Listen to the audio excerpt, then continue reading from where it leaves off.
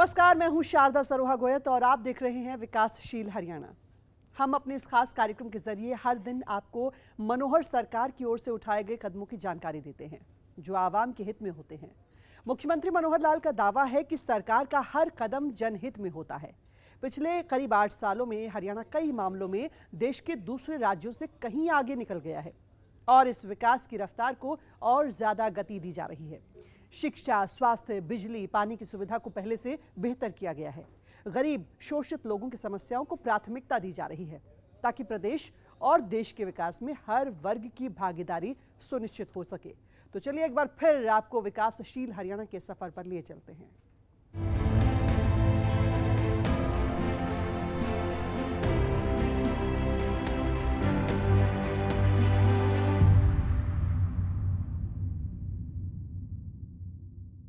चंडीगढ़ में मुख्यमंत्री मनोहर लाल की अध्यक्षता में हाई पावर परचेज कमेटी की बैठक हुई, जिसमें 5 एजेंडों पर सहमति के साथ 92 करोड़ रुपए की खरीद को मंजूरी दी गई है।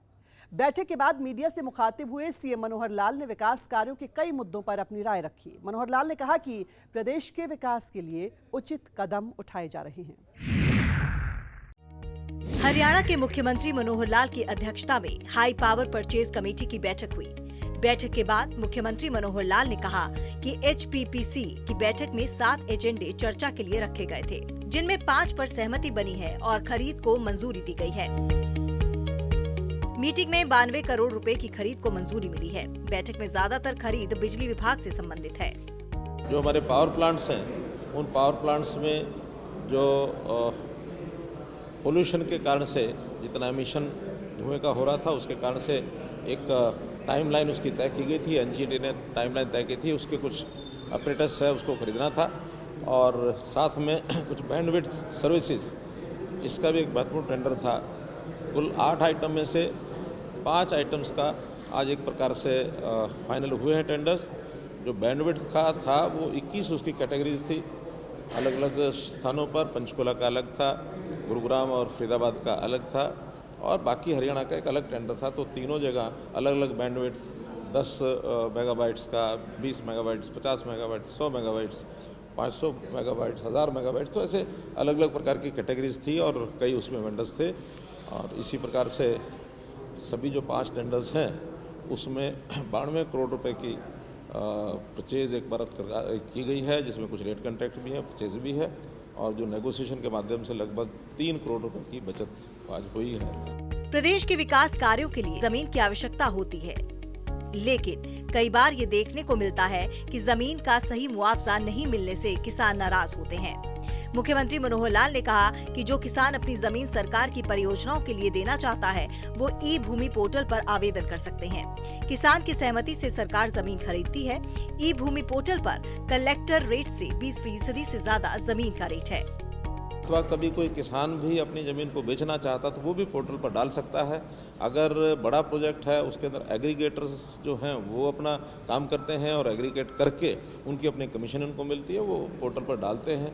बाद में अगर तो कलेक्ट्रेट के ऊपर ज़मीन मिल जाती है, डिप्टी कमिश्नर अपने लेवल पर डिपार्टमेंट जो है उसकी ज़मीन खरीद लेता है।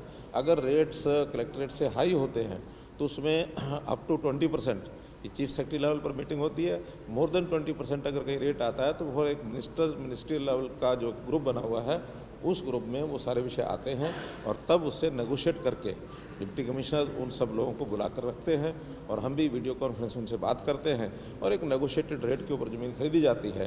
क्योंकि अब ये जो लैंड एक्विजिशन का जो एक्ट बना है उसमें बहुत ही कई प्रकार की कठिनाइयाँ उसमें आती थी, लेकिन ये प्रयोग सफल हुआ है। 1000 एकड़ से ऊपर अभी पिछले दिनों में हम खरीद चुके हैं।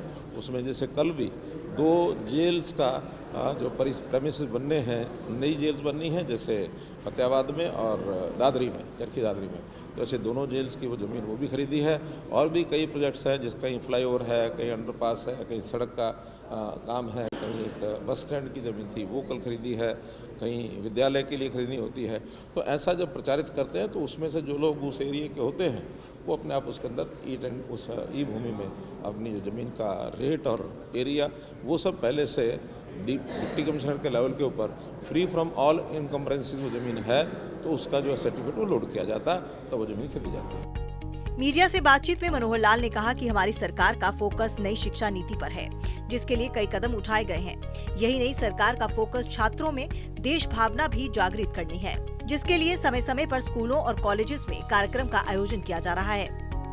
देखिए, ये जो राष्ट्रीय उत्सव होते हैं, चाहे वो 15 अगस्त है, 26 जनवरी है, तो ऐसे अवसर पर ज़्यादा से ज़्यादा लोगों तक रीच बनाई जाए और जो भी चाहे शिक्षा जो संस्थान है उनके माध्यम से अथवा जो एडमिनिस्ट्रेशन के माध्यम से कार्यक्रमों का आयोजन होता है। पहले केवल 22 जिला केंद्रों पर प्रदेश की ओर से मनाए जाते थे, अब हमने उसकी संख्या 75 कर दी है। पिछली बार 15 अगस्त 2022 को भी और अभी 26 जनवरी 2023 के ये सभी कार्यक्रम 75 स्थानों पर हो रहे हैं और हम कोशिश करेंगे कि लगातार ये भी कंटिन्यू रखें और आगे कैसे इसका विस्तार किया जा सकता है ताकि बच्चों को स्कूलों में, नौजवानों को भी और बाकी जनता के लोग जितने ज़्यादा वहाँ आएंगे, एक राष्ट्रीय उत्सव में एक राष्ट्रीय विचारधारा से, देशभक्ति से विचार जो है वो प्राप्त करते हैं। एक अच्छा प्रयोग है। मुख्यमंत्री मनोहर लाल का साफ मानना है कि प्रदेश और देश के हित में जो भी उचित कदम होगा, सरकार उसे उठाने में कोई कसर नहीं छोड़ेगी। सरकार को हर तबके की फिक्र है, बच्चे के जन्म से लेकर मृत्यु तक किसी को कोई तकलीफ न हो, इस दिशा में कई कदम उठाए गए हैं, जिसका लोगों को लाभ भी मिल रहा है। हालांकि ये भी सही है कि तमाम प्रयासों के बावजूद सरकारी योजनाओं का लाभ अभी भी एक बड़ी आबादी को नहीं मिल सका है, जिसे लेकर मुख्यमंत्री मनोहर लाल फिक्रमंद भी हैं। ब्यूरो रिपोर्ट, सूर्य समाचार।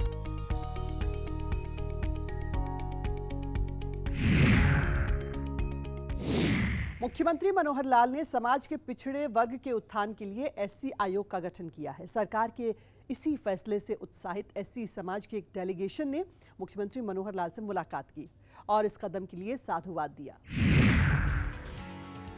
जो कोई गरीब है, जिसकी पहुंच ऊपर तक नहीं है, उसको ढूंढो, ढूंढ करके उसकी तकलीफ दूर करो, ये भेदभाव करते हैं। गरीब का अधिकार पहले है सरकार के काम पर। अमीर आदमी तो अपना काम अपने आप चला लेंगे, कोई दिक्कत नहीं आती है। हरियाणा के मुख्यमंत्री कई बार इस बात का दम भर चुके हैं कि सबका साथ सबका विकास हमारे लिए महज एक नारा नहीं है, बल्कि हमारे दिल से निकली ये वो आवाज है जिसे जनहित में साकार करना हमारा धर्म है। मुख्यमंत्री मनोहर लाल का मानना है कि जब तक गांव और गरीबों को विकास की मुख्य धारा से नहीं जोड़ा जाएगा, प्रदेश के विकास की कल्पना नहीं की जा सकती और इसके लिए पिछले 8 सालों से कई सराहनीय कदम उठाए गए हैं। कितने हमने नए सुधार के काम किए हैं, व्यवस्थाएं बदली हैं। उन व्यवस्थाओं को बदलने में लोगों को एक घर बैठे सेवाओं का लाभ मिलने लगा है।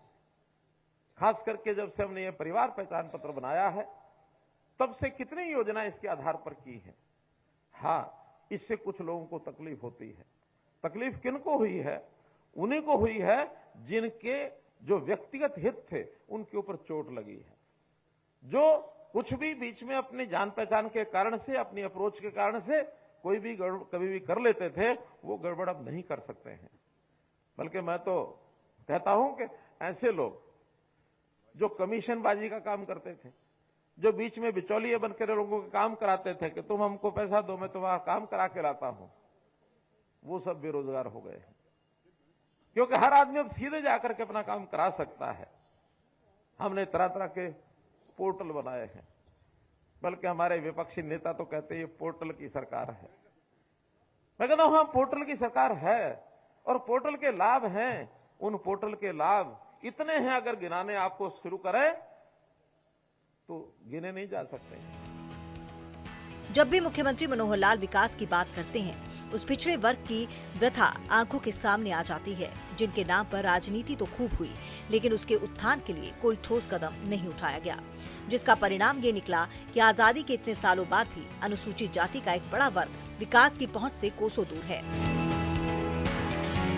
उन्हें न्याय पाने के लिए दर दर की ठोकरें खानी पड़ती है, सरकारी योजनाओं का लाभ नहीं मिल पाता है और अनुसूचित जाति के इन्हीं परेशानी को देखते हुए मुख्यमंत्री मनोहर लाल की ओर से एससी आयोग का गठन किया गया।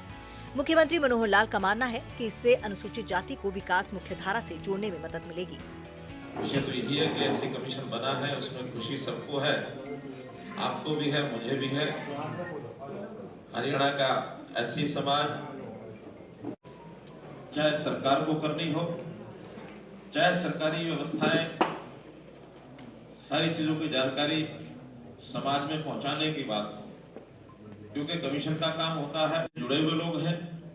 आप में से ही कुछ सदस्य भी बनाए गए हैं जो रविंद्र बिलाला जी के साथ टीम के रूप में आप काम करेंगे, और हमने कोशिश की है कि पूरे हरियाणा से अलग अलग जाति वर्गों से और ये सदस्य बनाए जाएं।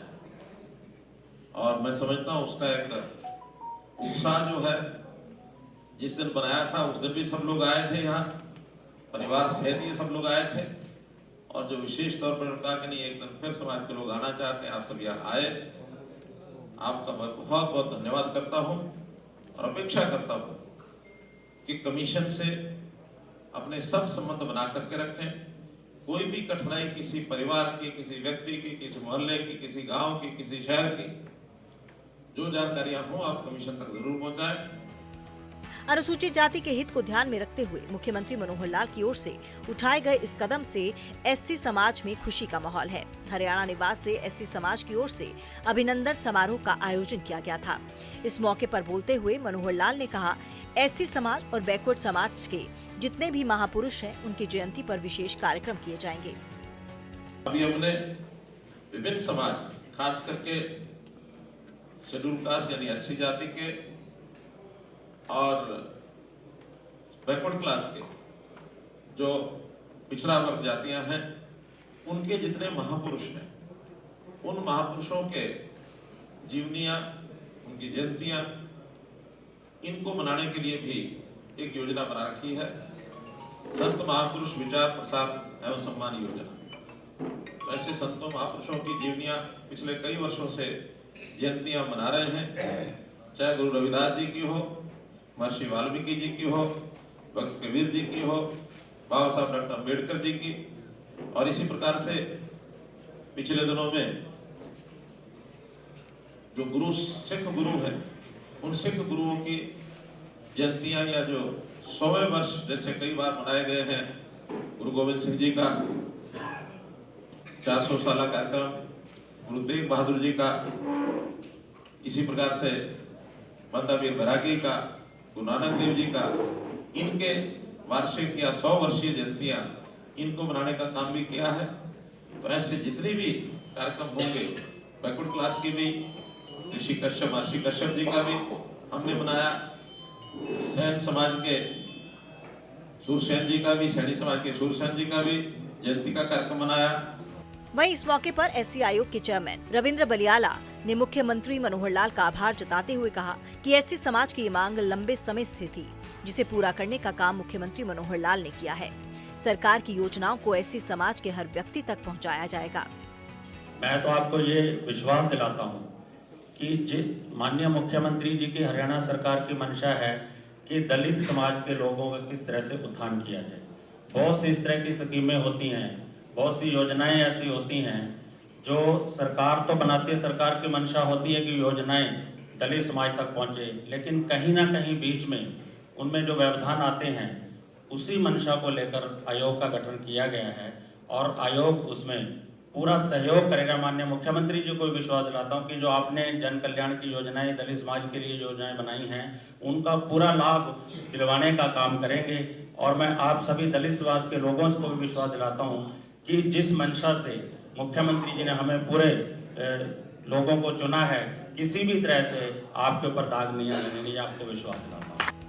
खुशहाल हो समाज अपना, यही है मुख्यमंत्री लाल का सपना, जिसे साकार करने में मुख्यमंत्री मनोहर लाल अपनी पूरी कैबिनेट के साथ दिन रात जुटे हैं। मनोहर लाल का मानना है कि अमीर लोगों तक विकास की बयार किसी न किसी रूप में पहुंच जाती है, लेकिन जो गरीब पिछड़े हैं उनकी सुनने वाला कोई नहीं है। ऐसे में हमारा फोकस इस बात पर है कि कैसे उन लोगों को विकास की मुख्य धारा से जोड़ा जाए, कैसे विकास की बयार कतार में खड़े आखिरी व्यक्ति तक पहुंचाई जाए। इस पर हमारी सरकार काम कर रही है।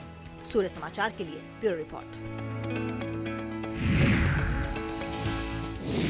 तो आपने देखा कैसे मनोहर राज में विकास कार्यों को गति देने को लेकर काम किए जा रहे हैं और इसमें समाज के हर वर्ग का ध्यान रखा जा रहा है। मुख्यमंत्री मनोहर लाल कई बार इस बात का जिक्र भी कर चुके हैं कि पिछले 8 सालों में समान रूप से विकास के काम हुए हैं और क्षेत्रवाद, जातिवाद और परिवारवाद जैसे शब्द मुख्यमंत्री मनोहर लाल की डिक्शनरी में नहीं है। और यही वजह है कि आज समाज के हर वर्ग के लोग मुख्यमंत्री मनोहर लाल के कामों की सराहना करते नहीं थकते। इसी के साथ विकासशील हरियाणा में फिलहाल के लिए इतना ही। कल फिर हाजिर होंगे मनोहर सरकार की कुछ और कल्याणकारी नीतियों के साथ। तब तक आप देखते रहिए सूर्या समाचार। नमस्कार।